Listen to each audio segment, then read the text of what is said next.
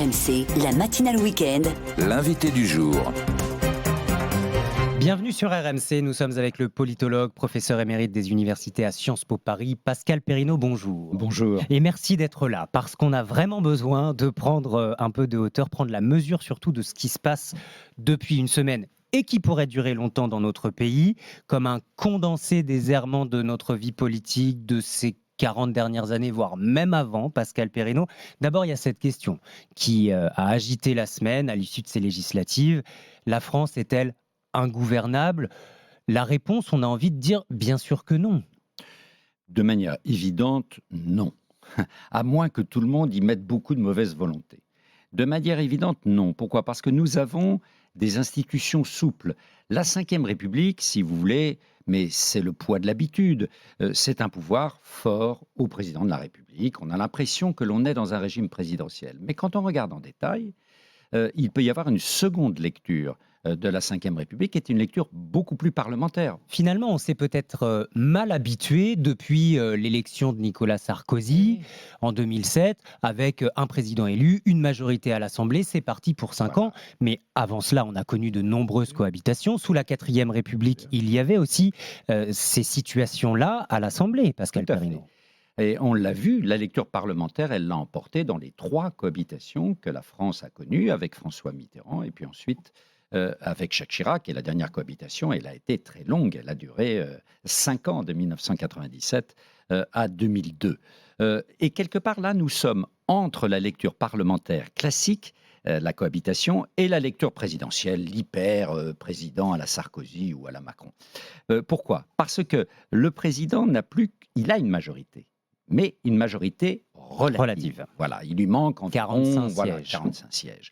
Donc, il a une majorité relative, mais en cas de polarisation extrême, il est en danger. C'est pour ça d'ailleurs que quand Mme Borne fera sa déclaration de politique générale, elle n'engagera pas la responsabilité de son gouvernement, parce que les oppositions peuvent se coaliser, même si elles sont d'accord sur rien, uniquement pour une chose, dire non. On va revenir à Elisabeth Borne dans un instant. D'abord, vous le citiez aussi, Emmanuel Macron. Pour lui, la réponse est claire. Est-ce que la France est ingouvernable ? Absolument pas. Il l'a dit hier à Bruxelles. La question qui nous est posée à tous, dirigeants européens, dans des pays, on le voit bien, où les divergences montent, parfois les extrêmes montent, ce qu'on a vu aussi dans notre pays, c'est de bâtir des compromis pour pouvoir convaincre tout le monde, en tout cas le maximum, obtenir des majorités constructives. C'est ce que l'Italie comme l'Allemagne font, c'est ce que nous ferons. L'Allemagne en ce moment a une coalition avec 3 partenaires. La France, elle sait faire des compromis, y compris votre serviteur. Je crois dans la bonne volonté des femmes et des hommes qui sont là pour représenter la nation, et donc je pense que les choses avanceront. Gouverner par compromis, comme en Allemagne, comme en Italie. Encore faut-il que les oppositions acceptent ce compromis et acceptent de dire oui, le compromis peut servir l'intérêt général, Pascal Perrineau. Alors en effet, il y a compromis et compromis. Il faut en effet, si l'on ne veut pas arriver à une situation de blocage, que l'esprit de compromis progresse en France. Or, c'est vrai que historiquement, culturellement, c'est pas notre caractéristique principale. On préfère la posture, on se pose en s'opposant, il y a la gauche et la droite, il y a la nuit et le jour. On a du mal, effectivement, aujourd'hui, à s'imaginer la NUP et le groupe RN s'entendre sur un texte. Très concrètement. Donc, on a du mal. Donc, on peut fonctionner de différentes manières. On peut d'abord s'efforcer, texte par texte, de dégager des majorités qu'on appelait jadis, et c'est pas idiot, des majorités d'idées. C'est-à-dire que, par exemple, sur un texte sur la protection du pouvoir d'achat, aller chercher quelques voix chez Marine Le Pen, chez Marine Le Pen, chez les à gauche, ou à gauche. Bien sûr. Ça, c'est possible. Et puis, il y a un compromis qui est plus pérenne, plus stable, c'est de passer avec tel ou tel groupe un accord de gouvernement. Quand le président parle du cas allemand, c'est ça. Qu'est-ce qui s'est passé en Allemagne ? Les socialistes, représentés par l'actuel chancelier, M. Scholz, se sont mis d'accord, après de longues négociations, mais c'est dans la culture allemande, avec les Verts. Ça, c'est pas tellement étonnant, mais avec les libéraux. Les libéraux, véritablement, ils n'ont rien de socialiste, mais ils se sont mis d'accord, ils ont discuté autour de la table, ils sont arrivés à un programme de gouvernement qui permet à l'Allemagne d'être gouvernée de manière stable. Ça voudrait donc dire qu'en France, il faudrait qu'on accepte que pendant les 3-4 prochains mois, on se concerte et que pendant ce temps-là, alors qu'il y a urgence partout sur l'écologie, sur le pouvoir d'achat, les textes ne progressent pas et ne sont pas votés. C'est possible ça en France ? Alors, ça va être difficile, hein, il ne faut pas se leurrer, ça va être difficile. On va voir là, très vite, en particulier sur les textes du pouvoir d'achat, si le mouvement est vertueux ou non, ou si on arrive assez vite au blocage. Si on arrivait au blocage, voilà, d'abord, ceux qui bloquent pourraient le payer, il faut qu'ils fassent attention. Qui a Hein. intérêt à bloquer, Pascal Perrineau? Pour l'instant, je crois personne. Ni C'est les pas- LR, Non, ni le Rassemblement national qui veut s'institutionnaliser. Bien En tout sûr. cas, c'est l'objectif de cette mandature pour Marine Le Pen. Oui. Et LFI, la NUPES, intérêt à bloquer? Parce Non, que non, l'argument non est trouvé plus. pour la majorité. C'est Certains vous qui bloquez le pays. Oui, certains pourraient le croire, en particulier LFI. Je crois que les écologistes et les socialistes, c'est différent. LFI, certains députés, peut-être parfois un peu exaltés, peuvent en effet pratiquer le blocage parce qu'ils considèrent que tout ce qui vient du gouvernement, c'est le mal. Hein. Mais il faut faire attention parce que l'opinion est versatile et l'opinion peut changer et elle peut faire payer à ceux qui ont bloqué le prix de ce blocage. Et pour sortir du blocage, il n'y a qu'une seule solution, la dissolution. Qui n'est pas forcément une Ah, option c'est- favorable pour Emmanuel Macron, en tout cas dans les semaines ou les mois qui viennent. L'autre grande question, Pascal Perrineau, on y revient, c'est Elisabeth Borne. Est-elle la mieux placée pour gérer ces concertations, pour gérer ces compromis et ce gouvernement d'alliance? C'est difficile de répondre par oui ou non à cette question. Pourquoi ? Parce que Madame Borne, au fond, on ne l'a pas vue vraiment à l'œuvre depuis qu'elle est Première ministre. Pendant la campagne des législatives, elle n'a pas Voilà. joué son rôle Non. de chef de la majorité. Non, elle n'a pas joué son rôle, mais vous savez, quand vous avez comme président Emmanuel Macron, c'est difficile de se faire une place au soleil. Vous restez un peu dans l'ombre du président. C'est ce que le président doit aussi comprendre. Et là, vous voyez que depuis quelques jours, c'est Madame Borne qui est à la manœuvre. C'est elle Dans qui a l'ombre. rencontré, voilà, dans l'ombre.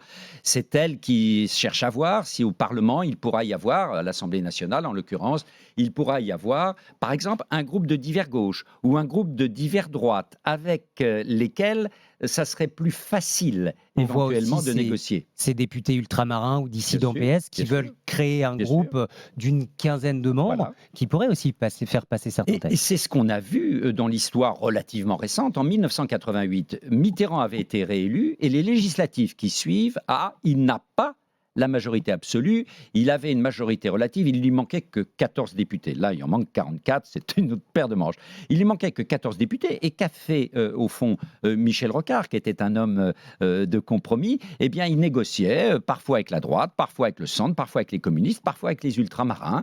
Et il est arrivé à gouverner. Et le gouvernement Rocard a été un gouvernement de grandes réformes dont on se souvient encore aujourd'hui. En un mot, patience, Pascal Perrineau. En attendant, juste d'un mot, regardons cette nouvelle Assemblée parce que c'est peut-être la meilleure des nouvelles depuis une semaine. Il semble que cette Assemblée soit plus représentative des Français qu'avant. Le député type élu dimanche dernier s'appelle Philippe, 48 ans et demi, cadre, diplômé. La parité recule, la fonction publique est la profession la plus représentée, mais il y a des professions inédites comme femme de ménage, épicier. 2 députés s'appellent Kevin. Oui, une assemblée qui ressemble davantage aux Français? Bien sûr. Et ça, il faut s'en réjouir. Quand l'Assemblée est trop coupée culturellement, sociologiquement du pays réel, ça pose des problèmes. Les Français ne se sentent pas représentés, à tort ou à raison, mais ils ne se sentent pas représentés. Ils considèrent en effet que les hommes et les femmes politiques sont un peu hors sol. Là, la France parlementaire s'est rapprochée de la France que nous connaissons. Et ça, on ne peut que s'en réjouir. Ça ne va pas encore peut-être assez loin. On voit par exemple qu'il y a une légère récession sur la féminisation, mais enfin, ça va dans le bon sens. Mais reste que cette Assemblée a été élue, rappelons-le, par 46% seulement des inscrits, 54% d'abstention. Et d'ailleurs, sur cette question, là, tous les partis se sont renvoyés la balle. Hein. C'est pas de ma faute, c'est l'autre. En disant l'autre parti ne comprend plus les Français et voilà ce que ça donne avec l'abstention. Est-ce qu'au fond, finalement, Pascal Perrineau, c'est pas les Français qui ne comprennent plus leur politique? Oui, c'est les Français qui, peu à peu, se sont éloignés des politiques, même si parfois les politiques, on peut y mettre un peu du leur. C'est les Français. Pourquoi ? Parce que la politique leur paraît aujourd'hui lointaine, parce que les enjeux ont changé. Les enjeux, ce sont les enjeux du monde global, le réchauffement climatique, la globalisation financière, la globalisation économique. Et les Français se rendent compte que la politique, elle est restée nationale. Et que donc il y a un décalage et que peut-être parfois l'Assemblée nationale peut apparaître à tort comme un théâtre d'ombre. Et qui va de pair, justement, avec ce vote protestataire, presque ce vote de révolte, et 89 députés Rassemblement national Oui, oui, à l'Assemblée. bien C'est sûr. aussi le même mécanisme. Voilà, c'est le même mécanisme parce qu'au fond, quand on ne se sent pas très bien représenté, il y a deux attitudes. Ou bien on sort du système, c'est l'abstention, ou bien on reste dans le système, mais pour pousser, si vous me permettez, un peu un coup de gueule. Et là, ce sont les partis protestataires, LFI, le RN. Et voilà pourquoi il progresse aussi en nombre de voix de scrutin en scrutin. Merci beaucoup, Pascal Perrineau, d'avoir été avec nous, politologue, professeur émérite des universités à Sciences Po Paris. Il est 9h-5 sur RMC.